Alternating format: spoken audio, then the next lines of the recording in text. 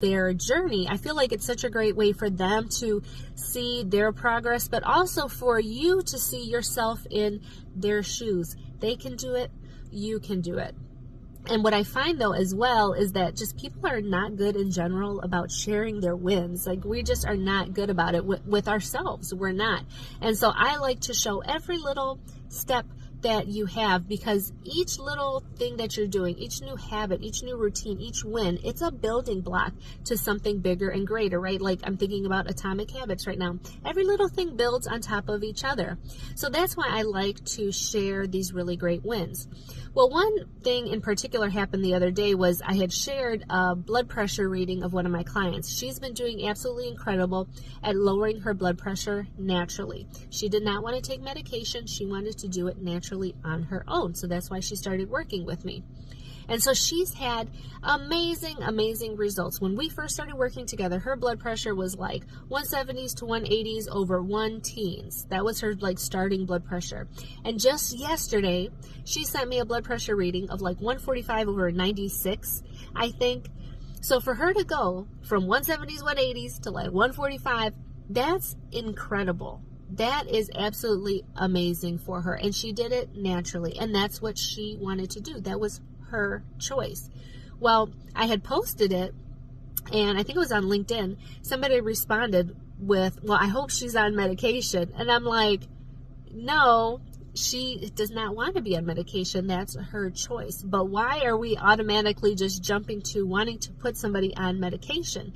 A pill is going to lower her blood pressure, yes, but a pill is not going to solve the problem of why did she get high blood pressure in the first place? Because you were not born with high blood pressure.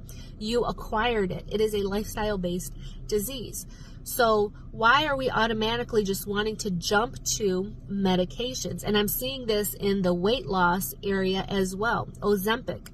We are just wanting to, and I've talked to several people about Ozempic. They've been messaging me, and I've been having private conversations about them going on this medication. And I'm not against you going on it. If that's what you want to do, that's what you're going to do. But what are you doing behind that to set yourself up for long-term sustainable success? Because these medications are not meant for you to stay on a lifetime, particularly the weight loss ones. When we're looking at blood pressure meds and stuff like that, or medications for diabetes, these medications that they give you just mask the symptoms. They just keep you around longer so that you can continue to take more and more medications. Your dosages of medications just go up and up and up and up. There is very little to reverse these things naturally, or to, help you lower your dose or get you off of these medications. There are providers out there doing it, but there's not enough. There are way too many people on blood pressure medications that don't need to be on blood pressure medications. I can't even tell you how many people I talk to that are on blood pressure medications that don't even take their blood pressure, like they have no clue. And so that's such a huge part as well, is knowing what your normal is. What is going on with your body? Because for going back to my client, with her having a blood pressure of 145 over 96, like, yes, that's high. But if you look at it in the context, that's why context is so important. If we look at it in context, her starting blood pressures were 170s over 180s, over 110s. Now she's at 145 over 96. That's pretty fucking incredible. And she did it naturally. And she's doing it slowly. She's doing it in a sustainable way. She's monitoring herself. She's taking her blood pressure. She's monitoring her weight. She's doing all the things that she needs to do it safely without medication. And that's her choice. So this jumping the gun to always just wanting to prescribe medication, or just looking to medication to solve a problem, the thought process around that just really needs to shift, needs to change.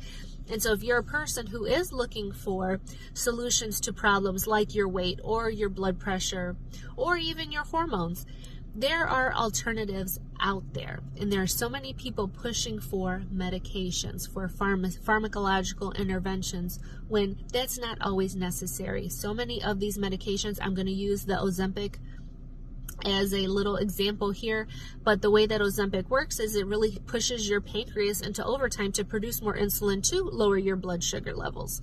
So over time, you're just like putting your pancreas on blast, and there's actually a very high incidence of pancreatitis, pancreatic cancer. You can just fucking wear out your pancreas by taking this medication, and that's why it's not meant to take long term, because you're causing end organ damage by doing this. And so many of these medications we have are very nephrotoxic, so toxic to your kidneys, and hepatotoxic, toxic to your liver, because these are the two organs that filter out and metabolize and help you process and distribute these medications in your system.